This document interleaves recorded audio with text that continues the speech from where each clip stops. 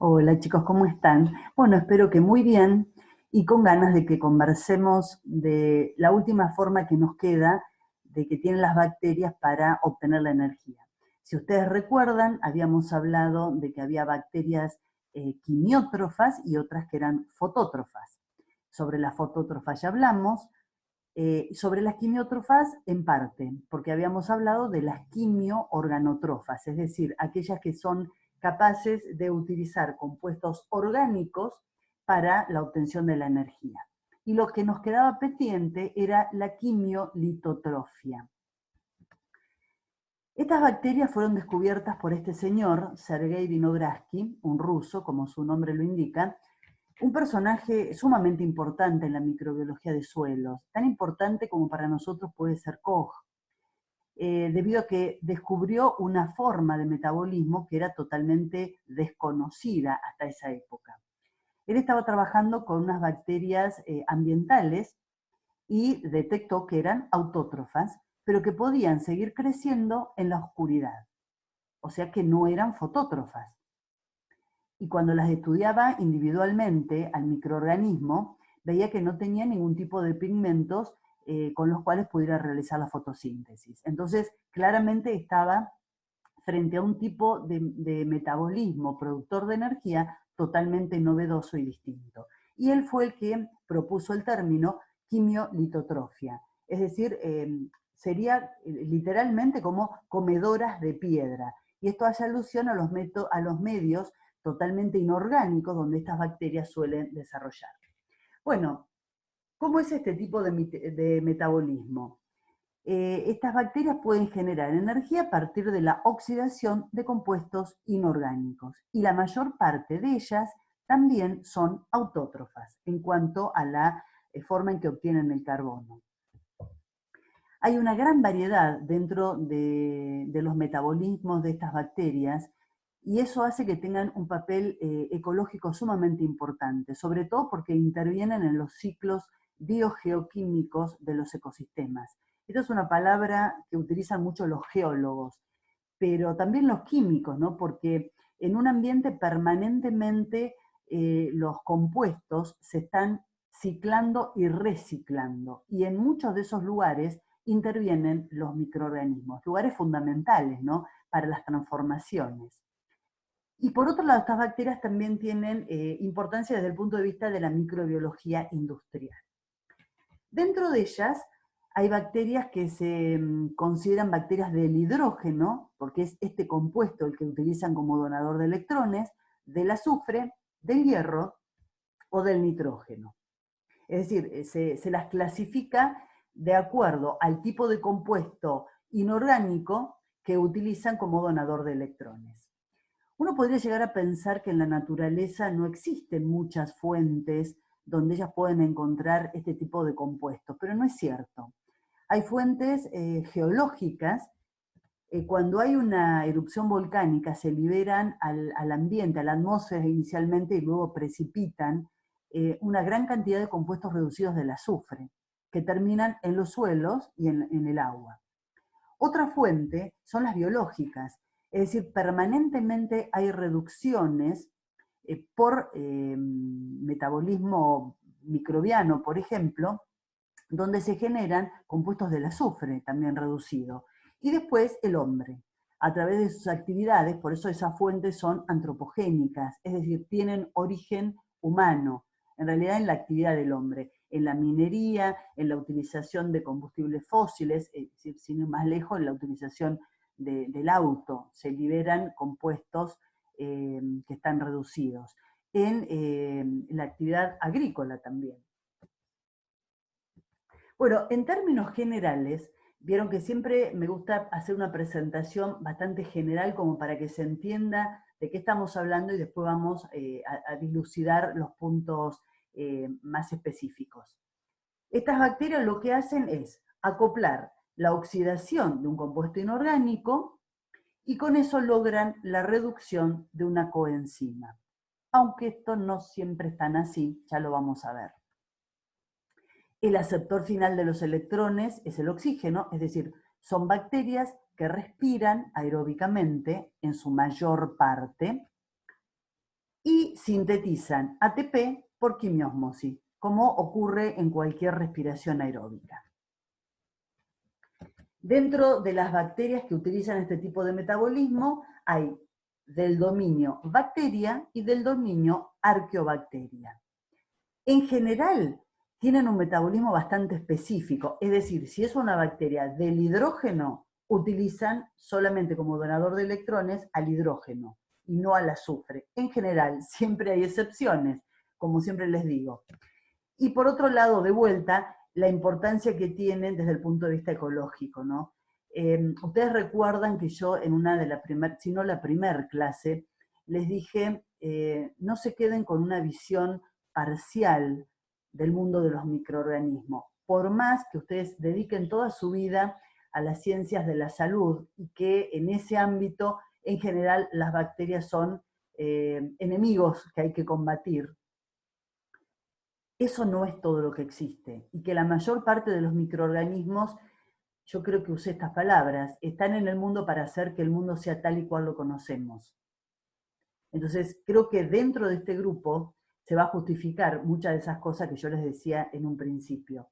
Es decir, son tan importantes como que tienen la capacidad de convertir sales inorgánicas, gases, que no pueden ser utilizados por organismos superiores como las plantas, los animales, incluso nosotros mismos. Entonces los transforman en compuestos orgánicos que quedan a disposición de los grupos tróficos superiores. Son así de importantes. Bueno, vamos a ver el primer grupo, que son las bacterias del hidrógeno. Hay una gran variedad dentro de estas bacterias y la mayor parte de ellas son quimiolitotrofas facultativas. Y acá este concepto de lo que es facultativo cuando hablamos de microbiología. ¿Qué quiere decir que un microorganismo sea facultativo para algo? Ya lo hemos mencionado cuando hablábamos de la relación con el oxígeno. Decíamos, hay bacterias que son anaerobias facultativas. ¿Qué quería decir eso? Quería decir que podían utilizar el oxígeno o no, dependiendo de las condiciones donde estuviera desarrollando. Acá lo mismo, es decir, es como que es opcional la quimiolitotrofia, que puede en determinadas circunstancias actuar como si fuera quimioorganotrofa, es decir, utilizar compuestos orgánicos, glucosa por ejemplo, como donadores de electrones. Lo cual van a ver ustedes que energéticamente le conviene bastante. Pero la mayor parte de las otras bacterias quimiolitotrofas, es decir, la del azufre, la del hierro, la del nitrógeno, son estrictas. De vuelta, una palabra, un vocablo que en microbiología tiene todo un significado, ¿no? Cuando una bacteria es anaerobia estricta o aerobia estricta o quimiolitotrofa, quiere decir que no tiene otra alternativa, que es la manera en que desarrolla. Esta sería la reacción global, es decir, el donador de electrones es el hidrógeno gaseoso, ¿no? El aceptor final de los electrones es el oxígeno, es decir, acá hay una respiración aeróbica. Obviamente que en el medio hay toda una cadena transportadora de electrones, y este oxígeno se reduce a agua. Y como consecuencia de todo esto, se genera ATP. Para que las bacterias puedan realizar esto, es decir, utilizar como donador de electrones el hidrógeno gaseoso, tiene que tener unas enzimas muy específicas que son las hidrogenasas. El tema con las hidrogenasas es que son sensibles al oxígeno. ¿Pero cómo? Estas bacterias dijimos que son aerobias, respiran aeróbicamente. Sí, pero son microaerófilas. Es decir, ¿respiran aeróbicamente? Sí. Utilizan el oxígeno como aceptor final de electrones, pero necesitan una tensión disminuida de oxígeno, porque de lo contrario, algunas enzimas como la hidrogenasa pueden llegar a dañarse. Crecen en un 5 a un 10% de oxígeno. Ustedes piensen que en la atmósfera la concentración de oxígeno es del 21%. Y bueno, y la energía obtenida, no solamente la energía, sino el poder reductor, se utiliza para, como ya dijimos antes, para fijar el dióxido de carbono. Hay bacterias que tienen dos formas distintas de hidrogenasas. Una hidrogenasa ligada a la membrana citoplasmática. Esta es la que está relacionada con el proceso energético, es decir, con la producción de ATP. Y hay algunas, no todas, que además tienen una hidrogenasa citoplasmática soluble, que tiene que ver con la generación del poder reductor, es decir, es la que encargada de reducir el NAD a NADH. Importantísimo para la biosíntesis, porque estas bacterias son fijadoras de dióxido de carbono por el ciclo de Calvin. Hay algunas que no lo tienen. Vamos a ver cómo resuelven este tema. Este es un esquemita que me parece que es bastante claro sobre qué es lo que ocurre con estas bacterias y la ubicación de las hidrogenasas. Esto celestito sería la membrana citoplasmática. Esta es la parte externa de la célula, esta es la parte interna, es decir, el citoplasma celular. Esta es una hidrogenasa, que es la hidrogenasa que está en la membrana, y esta otra es la otra hidrogenasa, esta bacteria obviamente tiene las dos. Insisto, esta citoplasmática puede llegar a no estar. Ahora vemos qué pasa cuando no está. Entonces, la hidrogenasa que está en la membrana es la que, determina la obtención de los electrones por parte del hidrógeno y los introduce en la cadena transportadora de electrones. Este es el camino de los electrones hasta el aceptor final de los electrones, que es el oxígeno, que se reduce a agua. Por otro lado, el camino de los protones.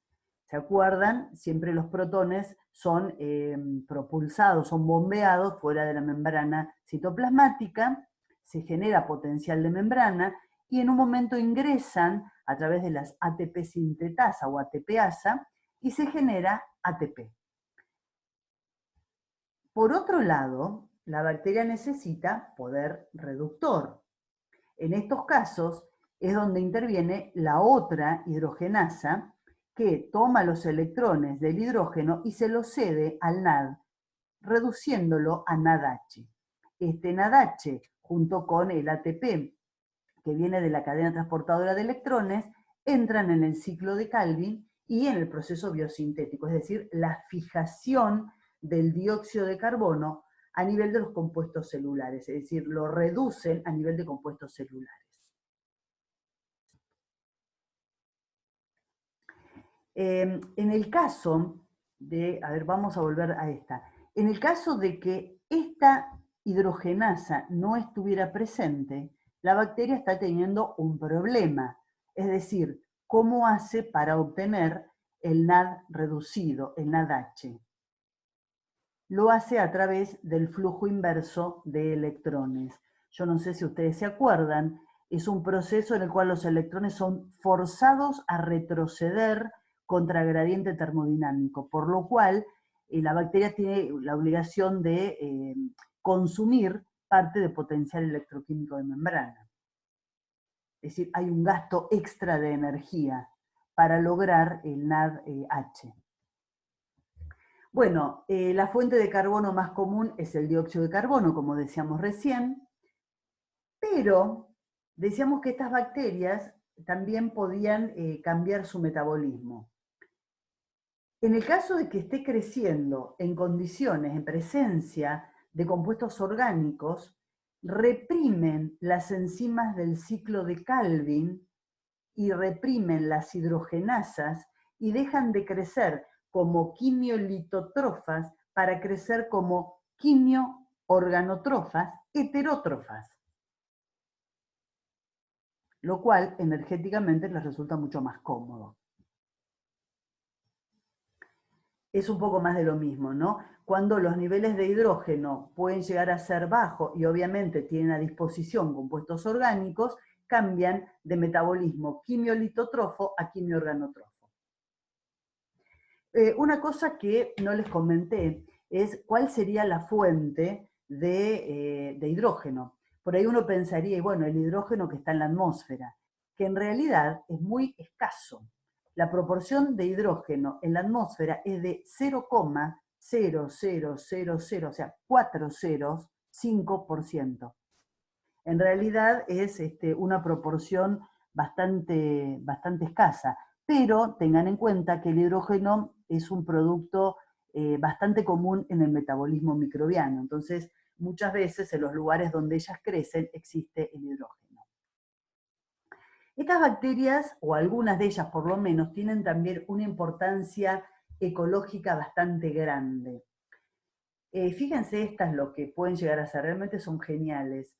Ellas pueden crecer en presencia de monóxido de carbono. Ustedes saben que el monóxido de carbono es altamente tóxico para nosotros, pudiendo llegar a la muerte de una persona. Ellas toman el monóxido de carbono, lo oxidan a dióxido de carbono. Para esto tienen que tener enzimas específicas. En este caso es la monóxido de carbono oxidasa que le permite hacer esto. Y luego ese dióxido de carbono lo toman también para fijarlo a través del ciclo de Calvin y lo transforman en material celular. Es tan importante esto que fíjense ustedes que a pesar de que se utilice muchísimo los combustibles fósiles, como todos los derivados del petróleo, y que a partir de la actividad humana, como el escape de los motores, las combustiones incompletas, se genera monóxido de carbono muchas veces, la cantidad de monóxido de carbono en la atmósfera no ha aumentado en las últimas décadas de una manera preocupante. Y esto es gracias a estas bacterias que pueden transformarlo y utilizarlo metabólicamente. Estas que les comentaba yo eran bacterias del hidrógeno que crecían aeróbicamente, es decir, que respiran aeróbicamente. En realidad son microaerófilas. Hay otras que son anaerobias estrictas, que son las bacterias del metano, es decir, bacterias que producen metano como producto final, el gas metano, que es liberado. El gas metano es considerado como biocombustible.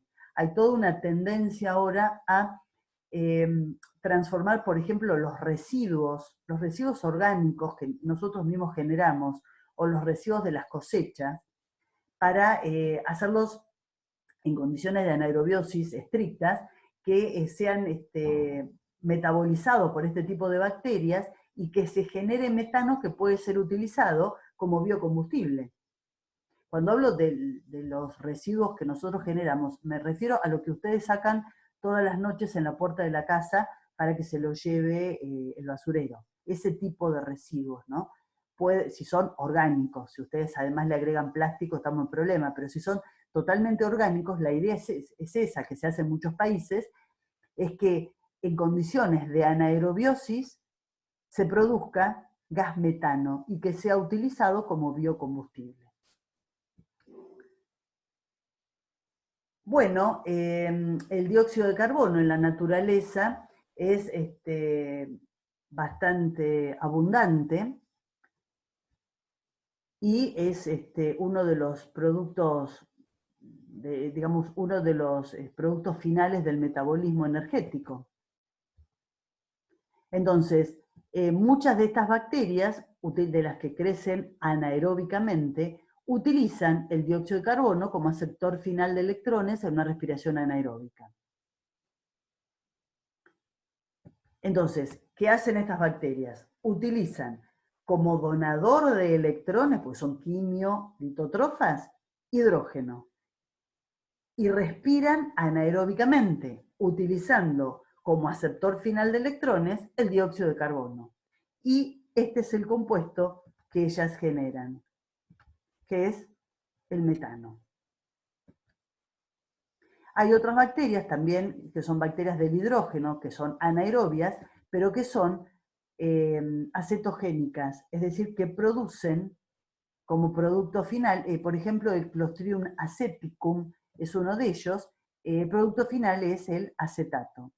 Nuevamente, son bacterias que utilizan como donador de electrones el hidrógeno y como aceptor final el dióxido de carbono. pero como tiene un metabolismo distinto a las anteriores, el producto que se genera es el acetato. Bueno, pasemos ahora a otro grupo de bacterias que son las del azufre. Sobre ellas era donde estaba trabajando Vinogradsky cuando descubrió este metabolismo distinto. Esta micrografía electrónica que les puse acá, que está muy linda, lo que muestran, ustedes ven que es un diplococo que tiene un montón de lo que parecieran burbujas. En realidad son acúmulos de azufre elemental. Sobre esto hablamos también al principio de la materia, cuando hablábamos de los productos de reserva que podían llegar a tener las bacterias en el citoplasma celular. Y hablábamos de distintas cosas. Uno de ellos era azufre elemental. ¿Para qué los conserva? Para épocas donde la cantidad, la disponibilidad en el ambiente es menor. Entonces, cuando lo necesiten, lo van a utilizar como donador de electrones.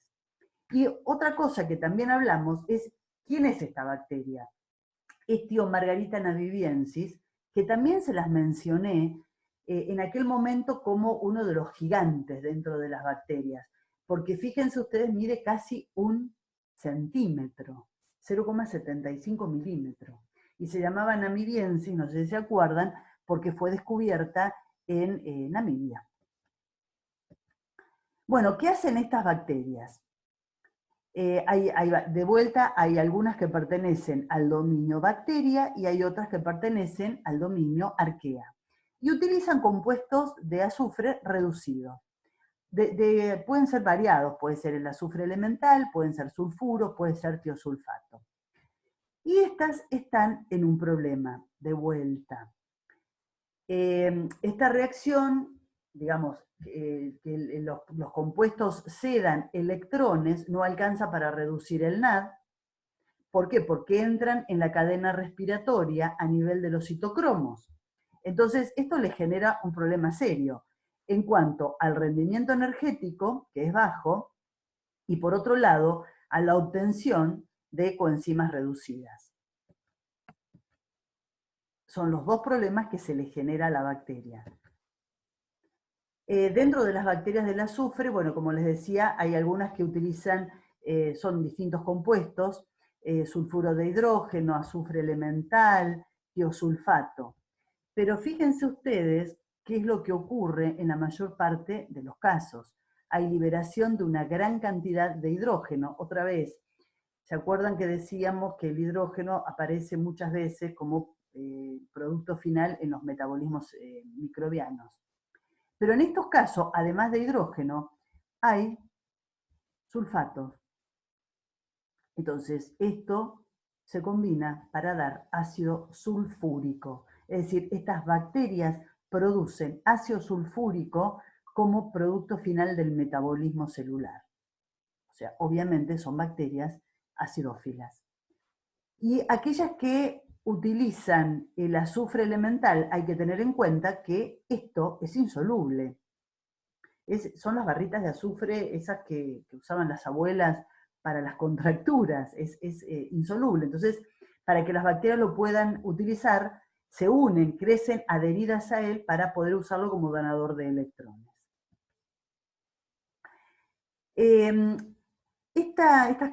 Estas bacterias y esta capacidad que tienen de producir ácido sulfúrico suele ser utilizada por los ingenieros agrónomos para modificar el pH de los suelos. Cuando un suelo es extremadamente alcalino, a punto de que no esté bueno para el cultivo, suele agregarse azufre en polvo durante el arado. Y las bacterias hacen el resto. Es decir, el polvito de azufre se libera en el suelo y las bacterias del azufre que viven en el suelo la transforman, es decir, utilizan ese azufre como donador de electrones, dando como producto final el ácido sulfúrico que modifica el pH del suelo. Algunos ejemplos, simplemente para que ustedes vean las morfologías que tienen, son dos bacterias del azufre, y en este caso, en el caso de Bellatoa, ustedes lo que ven en el interior del filamento de la bacteria son los acúmulos de azufre elemental, que es la reserva energética que tiene la bacteria. Bueno, veamos la cadena transportadora de electrones y, para que quede un poco más claro, los problemas de los cuales estábamos hablando hace un momento. Decíamos que pueden utilizar distintos compuestos azufrados como donadores de electrones. Por ejemplo, fijémonos qué ocurriría en el caso de que utilizaran tiosulfato o azufre elemental. Ellos ceden los electrones y por el potencial de oxirreducción que tienen los compuestos, entran en la cadena transportadora de electrones a nivel del citocromo C. Es decir, que entran hacia la parte final de la cadena. Recuerden que esto lo hemos charlado en otras oportunidades. La cantidad de ATP que se genera tiene mucho que ver con la longitud, o sea, con el tramo que existe o que deben recorrer los electrones desde el donador de electrones hasta el aceptor final. Cuanto mayor sea la distancia en valores de potencial de oxirreducción, ¿no? Me refiero, mayor es el rendimiento energético. En este caso, el rendimiento energético es bastante pobre. Un poco mejor si está utilizando este otro donador de electrones porque ingresa un poco antes. En cualquiera de los dos casos hay un tema con el NAD. Es decir, la bacteria necesita reducir el NAD y entrando los electrones a este nivel y el camino que recorren es este, claramente no se puede lograr. No se puede lograr espontáneamente. Por eso estas bacterias necesitan el flujo inverso de electrones. Es decir, obligar a los electrones a hacer un camino inverso al que harían naturalmente. Y de esa manera entonces sí obtienen el NAD que necesitan, el NAD reducido que va a entrar al ciclo de Calvin para obtener, digamos, para la biosíntesis. Y acá por las dudas les volví a poner lo que charlábamos el otro día, que era la torre de electrones, que creo que es bastante esclarecedora. Ahí donde está la marca, la flechita roja, es donde está el NAD, y los compuestos azufrados que puede estar utilizando están todos por abajo. O sea, claramente este camino deben recorrer. Es decir, ir de un potencial de oxirreducción más electropositivo a uno más electronegativo. Es decir, ese no es el camino termodinámicamente favorable. Por eso implica que la bacteria haga un gasto para que se lleve a cabo. Bueno, estas bacterias también tienen una gran importancia, no solo en la agricultura, sino también en un área que se conoce como biominería. En realidad, el concepto de la viene desde hace bastantes años, varias décadas, y tiene que ver con el uso de los microorganismos en distintos aspectos de la explotación de los minerales. Y una de las cosas que suelen hacer es la llamada biolixiviación de los minerales. Es decir, liberar con ácido sulfúrico minerales que son de interés, como por ejemplo el uranio o el cobre, y que suelen estar, entre comillas, ¿no?, contaminados con otros compuestos. Esto también se puede hacer químicamente, pero generalmente esos tratamientos son muy poco amigables con el medio ambiente, son altamente contaminantes. Entonces se utilizan bacterias del azufre para que hagan este trabajo. Y también hay un proceso que es el de la biodesulfuración, es decir, sacar los compuestos azufrados de una gran cantidad de combustibles fósiles, por ejemplo, de hidrocarburos.